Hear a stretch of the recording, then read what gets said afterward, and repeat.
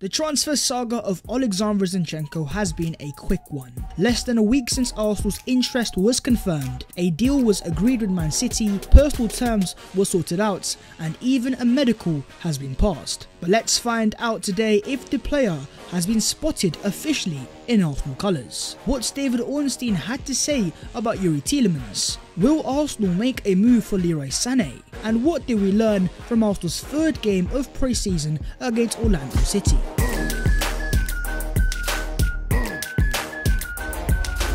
Yo, what is going on guys? My name is Baus14 and welcome back to your boys channel. I hope you guys are doing amazing because I certainly am. The 100k plaque has officially arrived. It's here and it's perfect. And of course, to show you guys the appreciation, I am doing a giveaway for the brand new Arsenal home kit. And I am proud to announce the winner of that kit is Mr. Malcolm Manara, who was able to prove that he liked the video, commented below the amount of goals that he thought Jesus was going to score, and also followed your boy on the Instagram. But the giveaways don't end there, as now it is on to the brand new Arsenal away kits. To win this Arsenal kit, all you have to do, smash a like on this video, make sure you're subscribed, comment below where do you predict Arsenal to finish this season, and once again you have to be following your boy on the Instagram. So once you've done all of that, just like Malcolm, you could win a brand new Arsenal kit. So best of luck and into the video.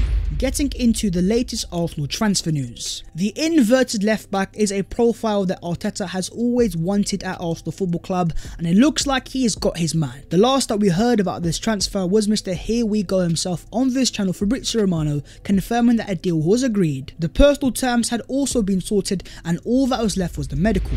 And since then you've had the reliable Jack Gorn say Zinchenko has already said goodbye to his Man City squad and staff and is now heading to Orlando to complete his Arsenal move. And then those goodbyes were confirmed by Pep Guardiola himself, saying it was nice yesterday with Alex because we could say goodbye properly yesterday at dinner together, and now he can go to move to Arsenal. So when you've got a Guardiola confirming it, that's one thing, and then you have the confirmation man himself in Mr. Here We Go, confirming Zinchenko has signed his contract as a new Arsenal player valid until June 2026. But if you weren't believing Guardiola's words, or even Fabrizio Romano, maybe you believe your own eyes, as here is a video now of Zinchenko wearing the Arsenal training kit, walking around as an Arsenal player. The player was also then spotted arriving with the Arsenal squad ahead of the game against Orlando City. I think it's time that we give a gargantuan welcome to Arsenal Oleksandr Zinchenko, officially an Arsenal player. It's a signing that has so much excitement and logic behind it, and one that your boy has been always for.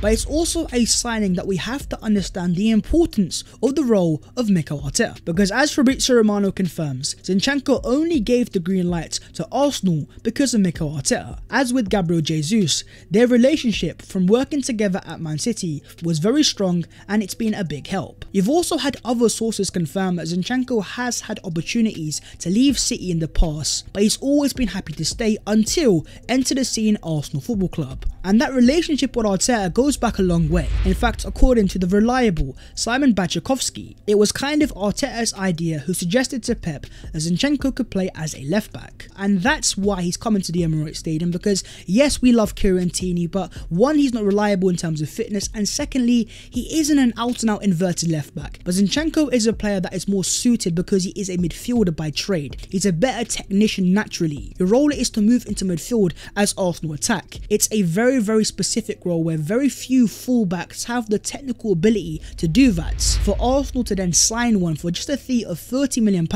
who not only is proven of playing as their inverted left, but also has valuable amounts of Premier League winning experience. In my eyes at least, it was a no-brainer for Arsenal Football Club. There will be further breakdowns on this channel, but my friends, talk to me about yourselves and your own thoughts on Zinchenko. And going into the start of the season, who do you think should be our starting left back, Kieran Tierney or Oleksandr Zinchenko? On to Youri Tielemans, as John Percy of The Telegraph says, Tielemans remains a target for Arsenal, with Mikel Arteta the main driving force behind the move. But Arsenal have still not made their play and are not in any rush. Tielemans is understood to be reluctant to sign an extension if he does not move this summer. That final part is very important because that gives Arsenal leverage, because it forces the hand of Leicester City, as they are given no choice but to sell the player in this window or risk losing the player on a free transfer at the end of next season. In fact, according to the reliable team using ticks, Tielemans' agent is now putting pressure on Leicester to get its price even lower. The desired price between Arsenal and Leicester is getting closer and closer. Arsenal want to pay 25, Leicester want closer to 31, 32. It's not that far apart, but the main part here is, if Tielemans is indeed Arteta's main target for the midfield, then what are Arsenal waiting for? But as David Ornstein says, the key decision makers at Arsenal are essentially all in for him. When you talk to people around this situation, they make it clear there may need to be a departure first for Tielemans to come in. With the signing of Zinchenko, Arsenal have spent a lot of money, and that being close to £120 million. Even though Arsenal might have a budget of 150, we still have a lot of players, and players that aren't necessarily needed, and therefore maybe the departures of a Lucas Torreira or maybe even a Granit Xhaka might need to happen before Arsenal are to make a move for Youri Tielemans. But for now, the player has returned to Leicester training, and as you guys can see, it looks like he's actually lost a lot of weight. I've seen quite a few Arsenal fans that have concerns over his fitness and have questioned his physical capacity to play box to box in a 4-3-3. So maybe he's trying to impress Arteta, but so far Arsenal have not made any official offers. Or is this a case of Arsenal wanting someone else over Tielemans, and maybe Edu Gaspar is cooking up something else secretly behind the scenes? Moving on to Arsenal's game against Orlando. In Arsenal's second game in the USA, fourth game in pre-season, we are treated to a pretty good game of football as Arsenal won 3-1. And it was a game where in the first half, we started off pretty well, we scored a goal in the first 5 minutes, but after that, I think it exposed where Arsenal struggled the most. In the second half, Arsenal excelled because our first team is of a top standard. But when that first team isn't playing and you're playing your squad players, your Pablo Maris and players like that, they were getting run ragged by a team in the MLS, which with all due respect is not of the standard of the Premier League. And it just goes to show that Arsenal still need a bit more squad depth. But that being said, in that second half, we were treated to an absolute masterclass in many ways. The first thing that we learned from that second half was that Eddie Nketiah and Gabby Jesus can both play together. Yes, they're both number 9s by trade, but Nketiah is able to play out wide. In fact, in a lot of games last season, coming off the bench, you saw Nketiah playing as that left winger. It was beautiful scenes, the celebration after Nketiah's goal, the link-up play. They're players that are on the same wavelength and are impactful with the ball. They seem to understand each other's movement, and that's very important because these two can play together. And maybe going into the first game of the season against Crystal Palace, yes, we have Gabriel Martinelli as that left winger, but could we see a front three of Eddie Nketiah as a left winger, Gabby Jesus down the middle, and Bukayo Saka on the right hand side? Another thing that we learnt is when you have movement, you're going to see the best of Martin Odegaard. We all know that Odegaard has a through ball in his locker, but last year we were not able to see that on a consistent basis because our striker was Oleksandr Lacazette. In this game though, with the movement of Nketiah and more importantly Jesus, we were making chance after chance after chance, and Martin Odegaard was having a field day. And this is an attack without the likes of Martinelli, Smith Rowe, Fabio Vieira. A shout out to Reece Nelson playing as that touchline left winger. I think he was impressive in the second half. And there's a lot of excitement in the attack, but defensively in the second half, we saw some big changes. First things first, Ben White coming on, not playing as a centre back though, but as an inverted right back. And then later in the second half,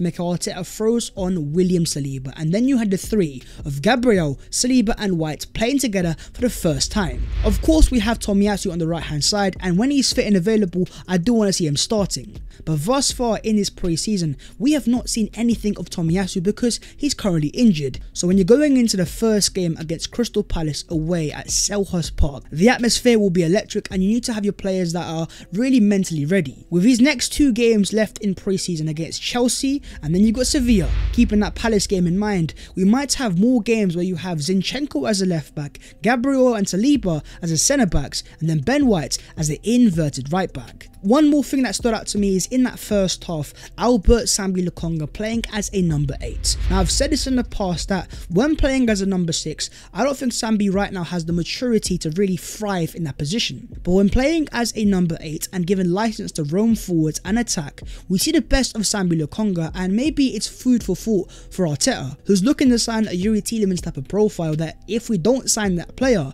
we might see more games of Sambi Lokonga playing as a box-to-box number 8 type of profile. But anyways guys, what's your own thoughts on the game? Let me know down below. And also, by the way, a shout out to all of you international fans staying up till 4-5 AM to watch Arsenal play as I am seeing right now. It's not easy. The fact that you guys do this on a consistent basis, you have your boys' utmost respect. Moving on to the other Arsenal news today, and starting off with Moussa Diaby, who has revealed the plans for his future in an official interview, saying that I've made my decision and it will be to play for Bayer Leverkusen next season. So it's not to be for Diaby or Serge Gnabry, who has signed a brand new contract. They're keeping it in the Bundesliga. What about Leroy Sané? Well, the latest from Florian Plettenberg in Sky Germany is that Arsenal and Leroy Sané right now is not hot. What he means here is that Arsenal have not opened negotiations, made any official offers, and yes, they might be appreciative, but overall they've not made any moves, and that's why it's not too hot. But in the same interview, he's confirmed that there are some doubts over the future of Sané from the hierarchy of Bayern Munich, who during the course of Sané's Bayern career have not been left too impressed. There's some talk around Germany that Bayern are offering Sané one more season to truly prove himself, and that indicates that maybe his future is in question, especially after the massive outlay made by Bayern for the signing of Matthijs de Ligt. They might need the money, and potentially it's one to watch. I mean, it's a transfer that I would love to see Arsenal make happen, but at the same time, I just don't think it's as likely as some Arsenal fans would love it to be. The beautiful brand new Arsenal away kit. I've actually bought it straight away because of how beautiful it is, and it looks like I wasn't the only one, as Arsenal and Adidas have made over £1 million in sales from the launch of the brand new away kit on Monday, a first day record for the club.